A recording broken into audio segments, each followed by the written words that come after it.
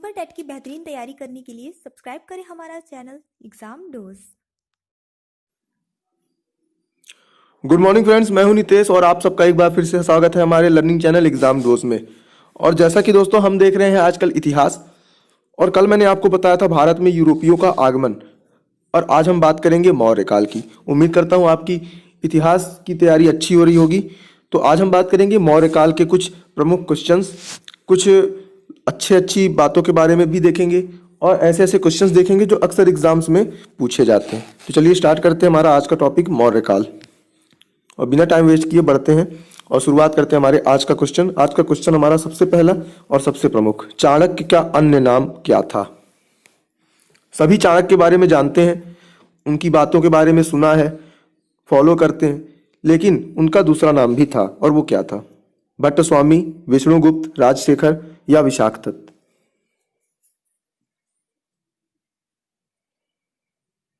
और सही आंसर होगा ऑप्शन नंबर बी, विष्णुगुप्त। अगला क्वेश्चन है, निम्नांकित में से किसकी तुलना मैकियावेली के प्रिंस से की जाती है? ऑप्शन है कालिदास का, कौटिल्य का, वात्स्यायन का या तिरुवल्लुवर का?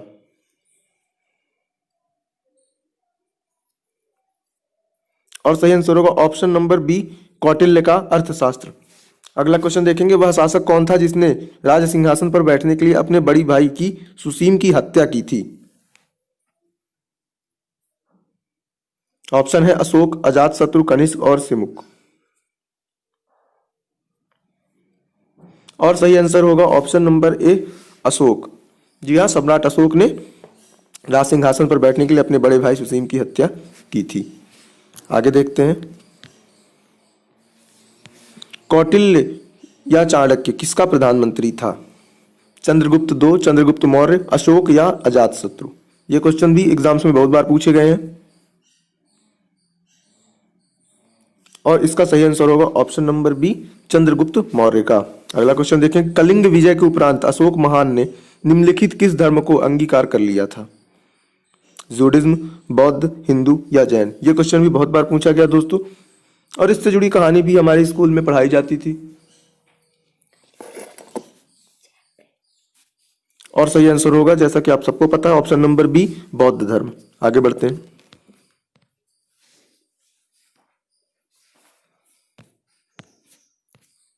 चंद्रगुप्त के शासन विस्तार में किसने मुख्य रूप से मदद की थी? शुद्धोधन ने, उमागुप्त, चाणक्य या शूद्रक?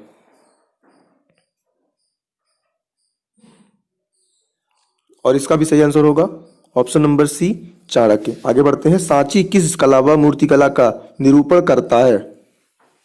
जैन, बौद्ध, मुस्लिम या ईसाई? और है सिंपल, जो सांची स्तूप या जो भी स्तूप होते हैं वो बौद्ध धर्म की मूर्तिकला का निरूपण करते हैं। आगे बढ़ते हैं, तो अगला क्वेश्चन है दोस्तों, मौर्य साम्राज्य की स्थापना किसने की थी? इंपॉर्टेंट क्वेश्चन है, अक्सर सवाल पूछा जाता है, जैसा कि आप देख सकते हैं। ऑप्शन है बिंदुसार, चंद्रगुप्त मौर्य, अशोक या बिंबिसार?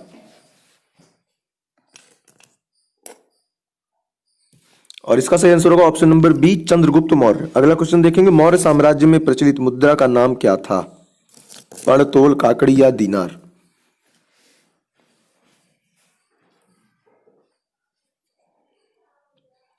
और सही आंसर होगा ऑप्शन नंबर ए, पर्ण। निम्नांकित में से कौन मौर्य वंश का शासक नहीं है? अजातशत्रु, चंद्रगुप्त मौर्य, अशोक या बिंदुसार? और सिंपल आंसर होगा ऑप्शन नंबर ए, अजातशत्रु। बाकी सभी है। अगला क्वेश्चन होगा, निम्नलिखित में से अशोक का उत्तराधिकारी कौन था? कुणाल, बिंदुसार, राहुल या इनमें से कोई भी नहीं?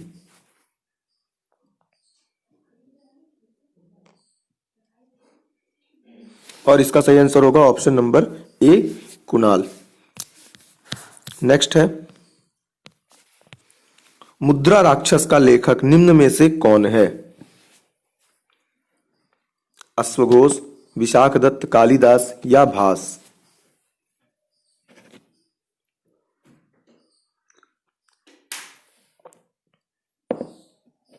और इसका सही आंसर होगा ऑप्शन नंबर बी, विशाखदत्त। अगला क्वेश्चन देखेंगे, विशाखदत्त के प्राचीन भारत नाटक मुद्रा राक्षस की विषय वस्तु है। ऑप्शन है प्राचीन हिंदू जनश्रुति के देवताओं और राक्षसों के बीच संघर्ष के बारे में, या एक आर्य राजकुमार और एक कबीलाई महिला की प्रेम कथा के बारे में, या दो आर्य कबीलों के बीच सत्ता के संघर्ष के कथा के बारे में, या चंद्रगुप्त मौर्य के समय में राज दरबार की दुर्विसंधियों के बारे में।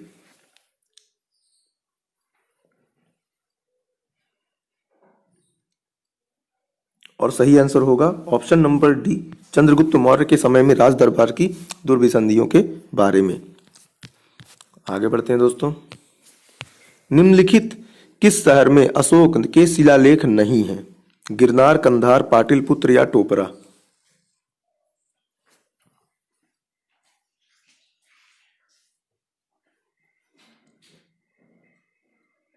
और इसका सही आंसर होगा ऑप्शन नंबर सी, पाटलिपुत्र। आगे बढ़ते हैं, और जैसा कि दोस्तों आप सबको पता ही होगा कि इतिहास जितना पढ़ा जाए उतना कम है, बहुत बड़ा इतिहास है। तो इसलिए जो भी आप पढ़ रहे हैं, जो भी आप देख रहे हैं, जो भी मॉक टेस्ट आप देख रहे हैं, उसको ढंग से अच्छे से याद करें, क्योंकि क्वेश्चन कैसे भी आ सकते हैं, कहीं से भी आ सकते हैं, ये कोई नहीं जानता है। तो अपनी तैयारी बनाए रखें। अगला क्वेश्चन देखिए, मौर्य काल में शिक्षा का सर्वाधिक प्रसिद्ध केंद्र था? वैशाली, नालंदा, तक्षशिला या उज्जैन।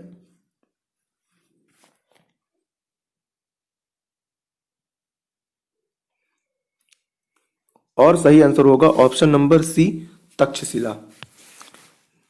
मेगास्थनीज की पुस्तक का नाम क्या है? बहुत पहले मैंने आपसे एक बार ये सवाल किया था। हाँ, सवाल थोड़ा दूसरे तरह से था। ऑप्शन है अर्थशास्त्र, ऋग्वेद, पुराण या इंडिका। अगर आपको याद होगा तो इसका सही आंसर होगा ऑप्शन नंबर डी, इंडिका। दोस्तों अगर आपको वीडियो पसंद आ रहा है तो वीडियो को लाइक जरूर करिएगा, शेयर करिएगा, चैनल को सब्सक्राइब करिएगा। जो हमारे नए व्यूअर्स हैं जिन्होंने अभी तक चैनल को सब्सक्राइब नहीं किया है वो जल्द से सब्सक्राइब कर लें, बेल आइकॉन जरूर दबा दें जिससे आपको नई नोटिफिकेशन मिलती रहे। आगे बढ़ते हैं, अशोक के शिलालेखों में प्रयुक्त भाषा क्या है? संस्कृत, प्राकृत या पाली या हिंदी।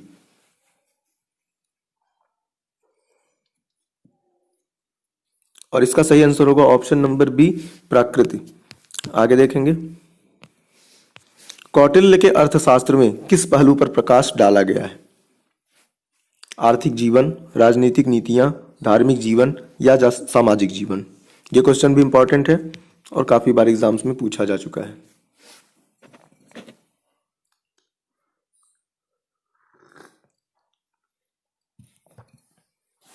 और इसका सही आंसर होगा ऑप्शन नंबर बी, राजनीतिक नीतियां। अगला क्वेश्चन देखेंगे, निम्न में से कौन सा क्षेत्र अशोक के साम्राज्य में सम्मिलित नहीं था? अफगानिस्तान, बिहार, श्रीलंका या कलिंग।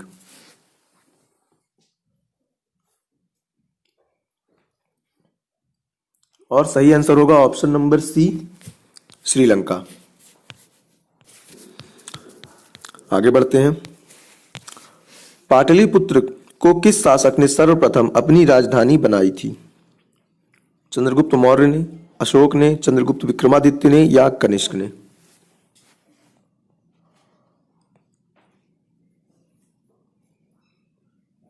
और इसका सही आंसर होगा option number A, Chandragupta Maurya ने।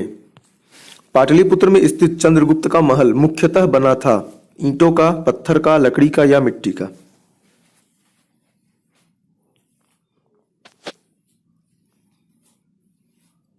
और इसका सही आंसर होगा ऑप्शन नंबर सी, लकड़ी का।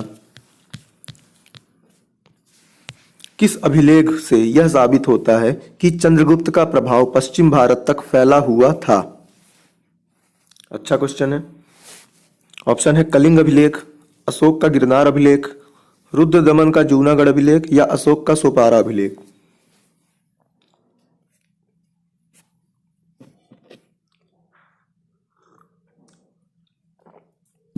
और सही आंसर होगा ऑप्शन नंबर सी, रुद्रदमन का जूनागढ़ अभिलेख। आगे बढ़ते हैं,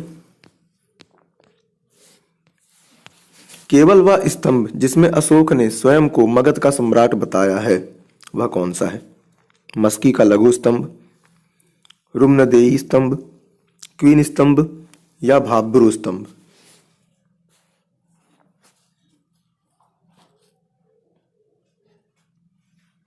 और सही आंसर होगा ऑप्शन नंबर डी दोस्तों, भाब्रू स्तंभ। आगे देखते हैं, सांची का स्तूप किसने बनवाया? अच्छा क्वेश्चन है और इसका आंसर भी जब सबको पता होता है। ऑप्शन है अशोक, गौतम बुद्ध, चंद्रगुप्त या खरगोन। सांची के बारे में बहुत लोगों ने सुना होगा और इसका सही आंसर होगा ऑप्शन नंबर ए, अशोक। तो दोस्तों सांची स्तूप के बारे में अगर कहीं भी कोई बात आती है तो उसको अशोक ने बनवाया था और वो मध्य प्रदेश में है। अगला क्वेश्चन देखेंगे, अशोक के शिलालेखों को पढ़ने वाला प्रथम अंग्रेज कौन था? ये भी अच्छा क्वेश्चन है और काफी एग्जाम्स में पूछा जा चुका है, तो आपको जरा सा नोटिस करना है। अशोक के शिलालेखों को पढ़ने वाला प्रथम अंग्रेज कौन था? John tower, Harry Smith, Charles Metcalfe या जेम्स प्रिंसेप।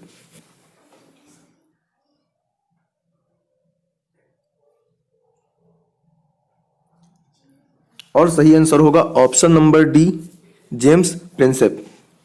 तो दोस्तों ये था हमारा मौर्य काल को लेके एक छोटा सा मॉक टेस्ट। उम्मीद है आपको क्वेश्चंस अच्छे लगे होंगे, पसंद आए होंगे और ज्यादातर लोगों को सही आंसर मिल गए होंगे। तो चलिए दोस्तों, अब बारी आती है आपसे पूछे जाने वाले आज के सवाल की। तो आज के लिए आपका सवाल है, मौर्य साम्राज्य में प्रचलित मुद्रा का नाम क्या था? बहुत सिंपल क्वेश्चन है, आंसर आपको सभी को पता है, बट देना है कमेंट बॉक्स में जाके। और कमेंट बॉक्स में जाके हमें जरूर बताइएगा कि आपको वीडियो कैसा लग रहा है। आपको अगर कुछ टॉपिक जानने हैं उसके बारे में भी हमसे शेयर करिएगा, हम आपको जल्द से जल्द वो टॉपिक प्रोवाइड कराएंगे। और दोस्तों बने रहिए एग्जाम डोज के साथ और करते रहिए पढ़ाई की तैयारी। तब तक के लिए दोस्तों बाय बाय।